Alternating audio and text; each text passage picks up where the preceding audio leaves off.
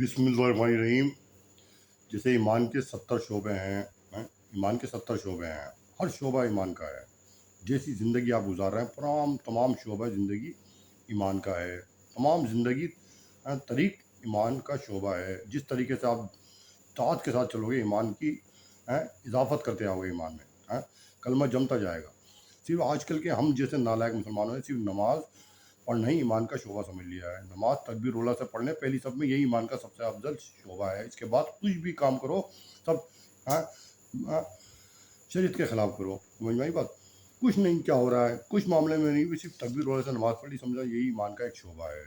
توبہ اسی سے ہم کمال کو پہنچ رہے ہیں۔ توبہ ہم نے سوچ لیا، خود ساختہ دماغ میں بٹھا لی بات۔ حدیث پاک ہے جھوٹی قسم۔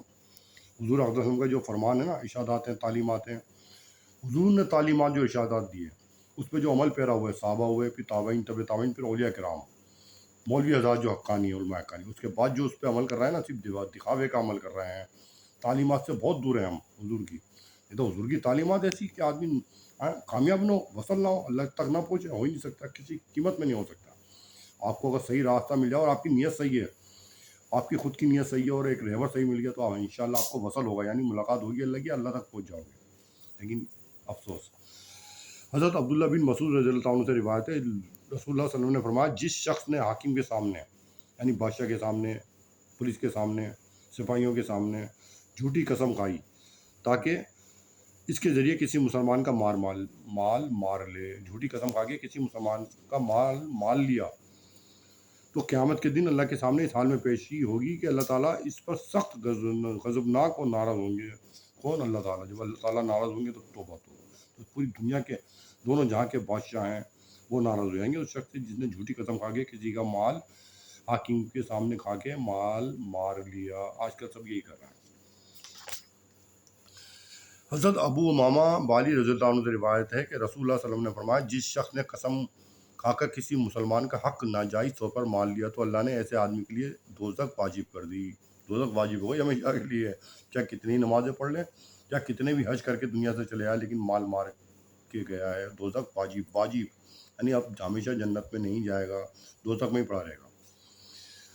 اور جنت کو اس پر حرام کر دیا، جنت کو اس پر حرام کر دیا۔ حاضرین میں سے کسی شخص نے عرض کیا، یا رسول اللہ صلی اللہ علیہ وسلم، اگرچہ وہ کوئی معمولی ہی چیز ہو، یعنی چھوٹی سی چیز بھی ہو جس نے حق مارا ہے، یعنی اگر کسی نے کسی کی بہت معمولی چیز کھا کر ناجائز طور سے حاصل کر لی، تو کیا اس صورت میں بھی دوزخ اس کے لیے واجب اور جنت اس کے لیے حرام؟ صحابہ نے پوچھا کیا چھوٹی سی چیز ہو؟ تو حضور صلی اللہ علیہ وسلم کا کیا ارشاد ہے؟ آپ نے ارشاد فرمایا، ہاں، اگرچہ جنگلی درخت پیلو کی ٹہنی کیوں نہ ہو، یعنی جنگلی درخت جو ہوتا ہے نا، پیلو کی ٹہنی کیوں نہ ہو، یعنی اس نے جنگل میں جو ایک درخت ہوتا ہے اس کی ٹہنی کیوں نہ مان لی ہو، تب بھی جنت نہیں ملے گی، دوزخ واجب ہو جائے گی۔ یعنی اگر بالکل معمولی اور بالکل بے حیثیت قسم کی کوئی چیز بھی جھوٹی قسم کھا کر کوئی حاصل کر لے تو وہ بھی دوزخ میں ڈالا جائے گا۔ کتنی زبردست وعید ہے! یعنی حضور نے کیا ارشادات فرمائے، ہم ایک دوسرے کے مال کو مار رہے ہیں، یعنی ایک دوسرے کی عہدے ثروت سے چھیننا ہے، اور کسی طرح ہمارا بھلا ہو جائے، اس کا بھلا ہو جائے، دوسرے کے حقوق چھیننا ہے، بھائی بہن کے حقوق چھیننا ہے، بہن بھائی کے حقوق چھیننا ہے، ماں باپ بیٹوں کے حقوق چھیننا ہے، بیٹے ماں باپ کے حقوق چھیننا ہے، بیوی شوہر کا حقوق چھیننا ہے، شوہر بیوی کا حقوق چھیننا ہے، بچے اپنے باپ کے حقوق چھیننا ہے، باپ اپنے بچوں کا حقوق چھیننا ہے، بیٹی اپنے باپ کا حقوق چھیننا ہے، باپ اپنی بیٹی کے حقوق چھیننا ہے، سب اسی میں لگے ہوئے ہیں، نماز روزہ کرنا۔ ہم جنتی نہیں ہیں بھائی صاحب، دوزخی ہیں، دوزخ واجب کر رکھی ہے ہم نے۔ کیا بات کہی تھی میرے حضرت والا رحمۃ اللہ نے کہ اپنے حقوق کی ادائیگی ہو، دوسرے کے حقوق کی پرواہ نہ کرو، اپنے حقوق کی ادائیگی ہو، دوسرے کے حقوق کی پرواہ نہ کرو، کمال کو پہنچ جاؤ گے۔ یہی عین شریعت ہے۔ کیا بات کہی تھی حدیث میں، جو میرے حضرت والا نے اپنے زمانے مبارک سے اپنی حیات زندگی میں کہی، یہی حدیث بیان کر رہی ہے۔ دیکھ لو، حدیث اور بات دونوں الگ ہیں۔ چھوٹی سی چیز بھی مان لی بغیر جھوٹی قسم کھا کے دوزخ واجب ہو گئی، حقوق ہی ادا نہیں کیے، ساری زندگی نماز روزہ کرتے رہیے، حقوق سے پامالی کرتے رہیے۔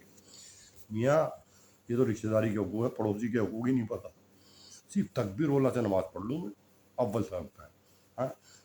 پڑوسی کے، کسی مسلمان کے، میاں غیر مسلم کے بھی حقوق نہیں پتہ، مسلمان کو تو بہت دور، غیر مسلم کو تو اور در پہ آ جائیں گے، مسلمان کے بھی حقوق نہیں پتہ، جا رہے ہیں تکبیر اولیٰ سے نماز پڑھنے، بس پہلی سب میں پڑھ لوں نماز۔